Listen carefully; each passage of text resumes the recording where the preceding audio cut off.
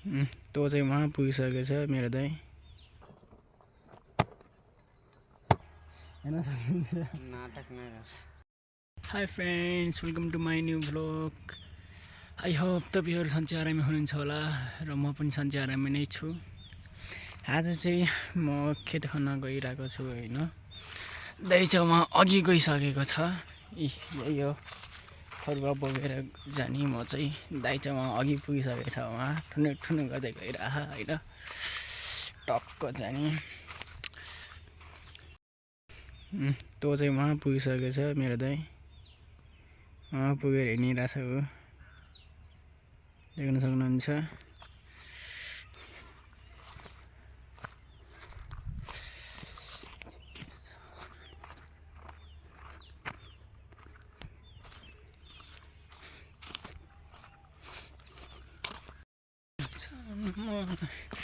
अब टक्क म चाहिँ कति जानु पर्यो ल।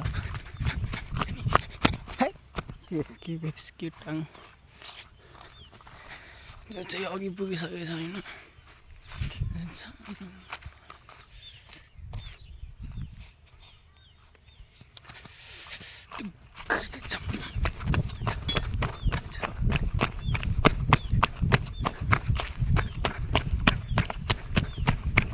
जङ्गल पुरै फाडेर कस्तो देखेको छ।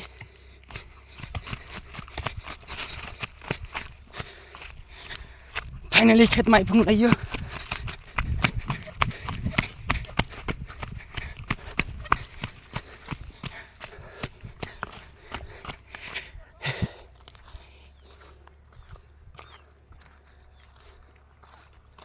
पुरै काटेर जाने तपाईँ बुटा जातिहरू त कस्तो देखेको छ अब।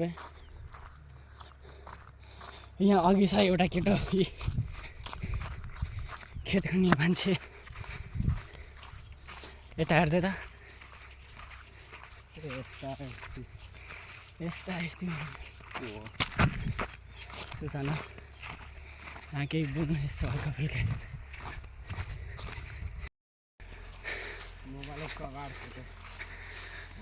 यही छ। हेर्न सक्नुहुन्छ तपाईँहरूले, छोरा मान्छे हो तर केटी जस्तो बनेछ। यसलाई कसैले छोरा मान्छे भनेर पटाउनुन्, सबले केटी केटी भन्छन् यसलाई।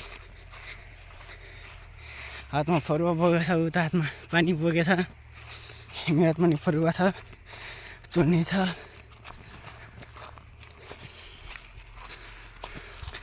फाइनली आइयो खेततिर। एउटा यो खाल्डो है त नि उतातिर हल्का हल्का त के भन्ने 5-6वटा छ। एउटा यो खाल्डो खेत टिन्डा थियो, यसलाई खनेर बेकुले खनेर एउटा बनाएको।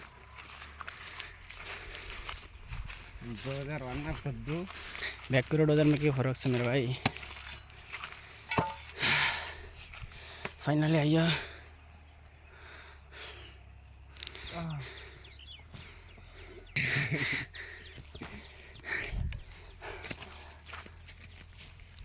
कहाँ राख्नु पऱ्यो पानी शीतलमा राख्न कतै त्यहाँ राखिदिने खाइदिन्छ। लाइले पनि ढाक।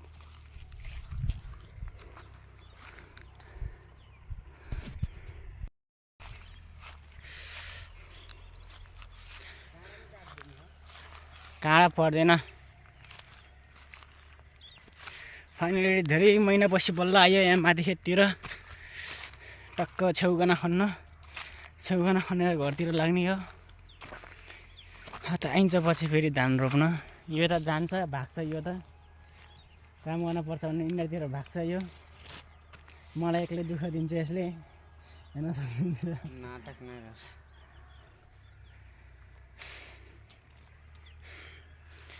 पसिनै हुन्छ त यार। यसले खनेको हेर्न सक्नुहुन्छ। टिकटक बना न। यसले खनेको रे। टिकटक बना न। म उता आएको साइडमा गएर खन्छु। टिकटक बना के देखाऊ ल त। यो फरुवाले खन। म यसले खन। यसको धारे छैन क्या यार। एक फरुवा त्यसको धारे छैन क्या।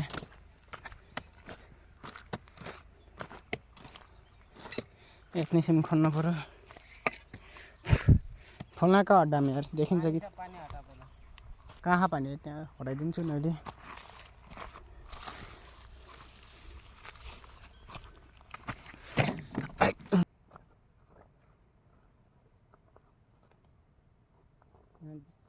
त्यस्तो खान पर्दैन रहेछ यार।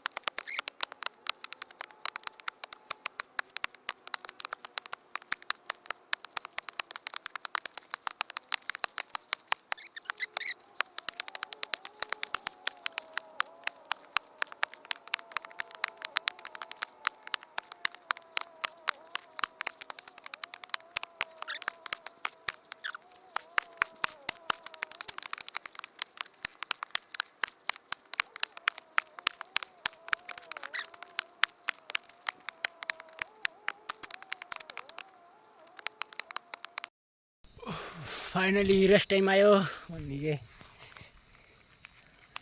आधी घन्टा काम गरेर आधी घन्टा नै बढी के को आधी घन्टा हो। एउटै खेत खान कति मिनट लाग्यो यार, लाग्यो 40-45 मिनट एउटै खेत खन्नमा नि। त्यही पनि दुईजनाले अझै 6-7 खेत, त्यसलाई कति लाग्ने हो, माटो यति साह्रो छ। अहिले चाहिँ 40-45 मिनट काम गरेर टक्क हामी दुइटा रेस्टमा। खोलामा पानी पनि पुरै सुकेछ यार। खै एक सुक्को पानी छैन बे खोलामा, के यस्तो यो हेर्न सक्नुहुन्छ। यो खोला अघि के हो, एउटा पानी छैन, पुरै सुकेर यो खोलाको हालत। यता त खडेरी परेछ गाई झन्। तराईको जिन्दगी यस्तै छ, पुरै खडेरी परेछ खोलातिर पनि, खेततिर पनि, घरतिर पनि। गर्मीले गर्नु गर्यो हौ तराईको मान्छेलाई। घरि गर्मीले मार्छ, घरि केले मार्छ। गरेछ गाइज, हेर्न सक्नुहुन्छ तराईको मान्छेको हालत। खेत पनि पुरै सुकेछ गर्मीले गर्दा, पसिनै पसिना हुन्छ यार।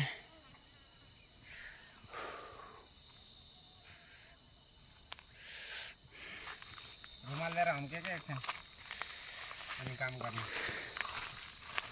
हम्के पसिना हामी यस्तो हुने तिमी कतासिम होस् मरेको चा काट्न आएको, कतासिम मऱ्यो तिम्रो आएको हेर्न सक्नुहुन्छ। ऊ त्यो मान्छेलाई यहाँ रातिको कति बजी आएको थिएँ रे, 12 बजीतिर मौरी काट्न आएको। 5-6वटा भुते लखाडेर घर बाहे। यो चाहिँ यो सानोको बेला, मभन्दा पनि अझै सानो थिएँ, भर्खरका यस्ताहरू मौरी काट्न आएको थियो। भुतले लखाडेर यिनीहरूको केही हालत भएको थियो बिचार। त्यहाँदेखि जिन्दगीमा अहिलेसम्म मौरी काट्न गएनन् यिनीहरू, भुतले लखाटेर। यो मसान घाट हो के भन्ने अरू त। पहिला चाहिँ यहाँ मान्छे गाड्थे मरेपछि, अहिले बल्ल छोडिसके मान्छे गाड्न होइन।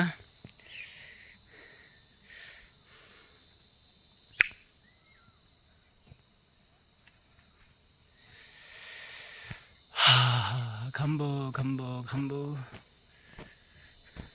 पुरै खडेरी छ यार।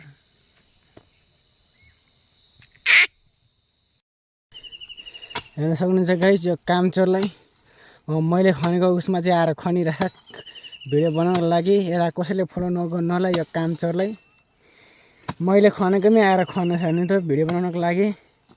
भयो 15 सेकेन्डको, बन्द गरिदिउँ।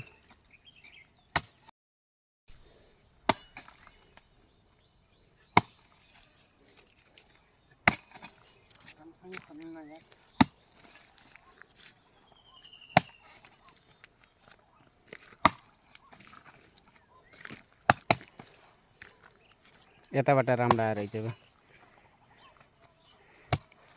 काटेर बनाउनु त्यसै हेलो फ्रेन्ड्स, अहिले चाहिँ हामी खेतसेत खनिसकेर घर आइसकेको छौँ दाइ र म चाहिँ अहिले नुहाएर रेडी नुहाइसकेर अहिले बसिरहेको छु। मेरो दाइ जम्मा नुहाइरहेको छ बाहिर मस्त पानीमा होइन। मेरो भ्लग चाहिँ यति नै थियो। यदि भिडियो राम्रो लागेमा लाइक कमेन्ट सेयर सब्सक्राइब गर्न चाहिँ नबिर्सिनु होला। अहिलेको लागि टाटा बाई बाई है त। Love you guys. Tata bye by.